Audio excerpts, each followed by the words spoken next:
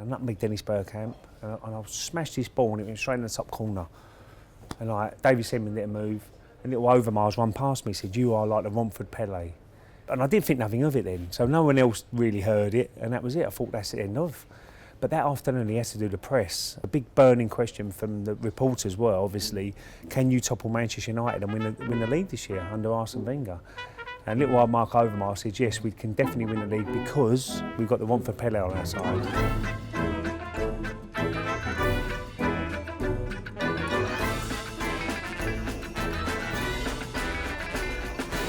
I always loved all the banter, I loved all the, the going to training every day, and that's what I miss now the most. Going in every morning and having a laugh with the lads, and obviously when you worked in that period of an hour and a half.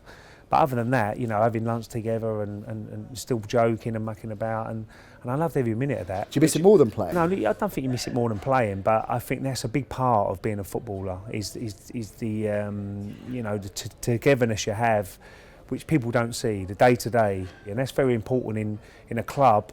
If you're going to be successful, that everybody's going the right way, everybody's having, that bit of fun as well. One thing I remember is the Steve Bould's 35-point round. That was like the end of the pre-season tour, and it was 13 days of pure hard work. There was no alcohol, nothing. It was water, work. So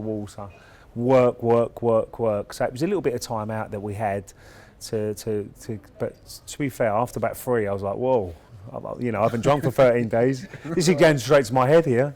But another 3 or 4 later, and then I didn't know where I was, I don't think. But, it was just a bit of the fun. And I remember Jules Grimondi's face, though. He had a glass of wine, and that was it. And he couldn't believe how much the English lads could drink. How did that sit?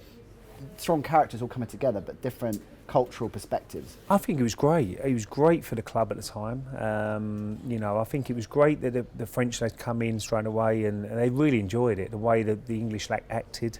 But also they taught us a lesson as well, how to train, how to be more professional. So I think both ways, I think people got a bit of everybody's personalities, and I think it was great for the club in general, and that's why we was very successful. Is it true you used to have a pint in pubs in Highbury after a game? Is that yeah, there has been occasions before when we've walked down the road. Bank of Friendship was a good little pub down the top of right outside Highbury. There was a time when the booze was banned in the Players' Lounge. Obviously Tony Adams was a lot to do with that, which was great for Tony, and and I think it was good for the team at the time. If we've had a great result, maybe we'd go out and have a couple of pints. And the supporters were great. I mean, that's what it's all about, really. It's supporters giving that little bit back to them, and they'll enjoy seeing you and ask you a few questions. And it was never a problem. Let's talk about Arsene Wenger, one of the greatest managers we've ever seen in the game. I think full stop, and generally in the Premier League. What was it like playing under him? From day one, what a manager. I mean, his techniques and, the way he worked us on the training field was amazing. He always made your mind think, and 15 minutes of this, 15 minutes of that, and you always seem to be thinking about the game.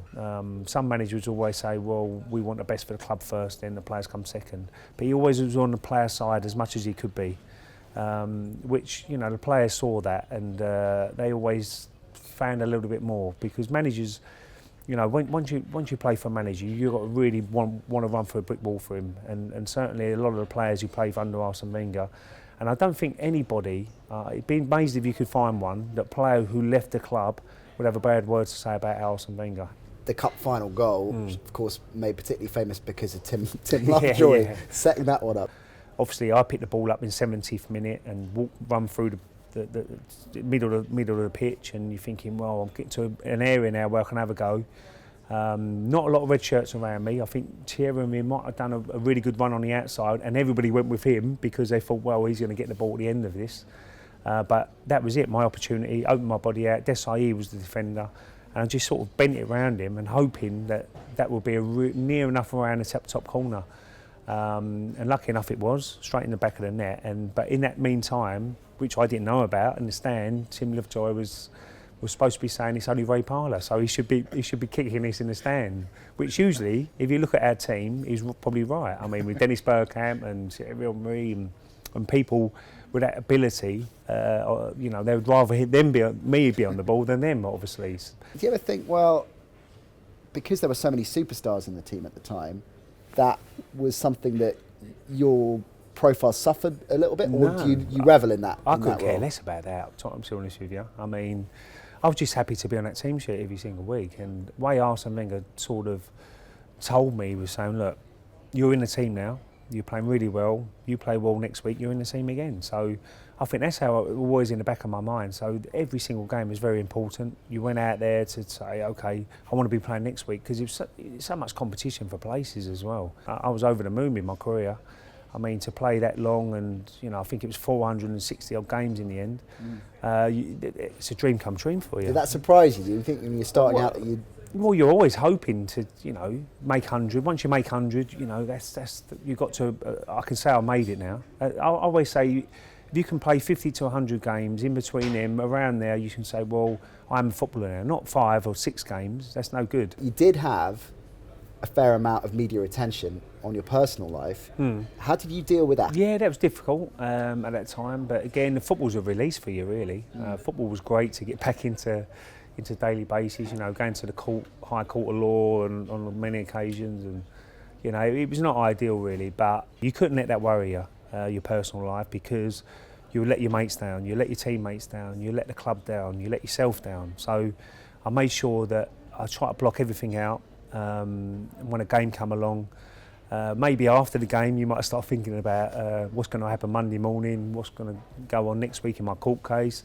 But I made sure that every single time I went on that football field I was focused. You hit the Premier League boom, and of course the money that came with that, and becoming a professional at a top club early on. How hard was it to deal with the money you suddenly had? I don't think we really thought about the money. I think it was about developing as a player. The money would always come to you if you improve as a player. I think if you can get that in your head, then I don't think it affects it too much. Your personal, the way of thinking about, I want a new car, I want this, I want that. I just got on with it, and look, down the line I did earn good money, very good money. But at that time in my career I wasn't worried about money at all. It was about getting into that first team, playing on a regular basis if I could, and learning your trade. In my first derby at St James's, and I scored the winner. And the next day I went into Newcastle, being, wet behind the ears, not really knowing what the rivalry was, because I'd only been there a short time, and people were coming up to me and saying, what are you doing in Newcastle? You shouldn't be here. Get out. And I'm like, why? And they say, well, you've scored the winner against us, firstly, and secondly, we don't like you. So it was quick to the missus, come on, we need to get out of it.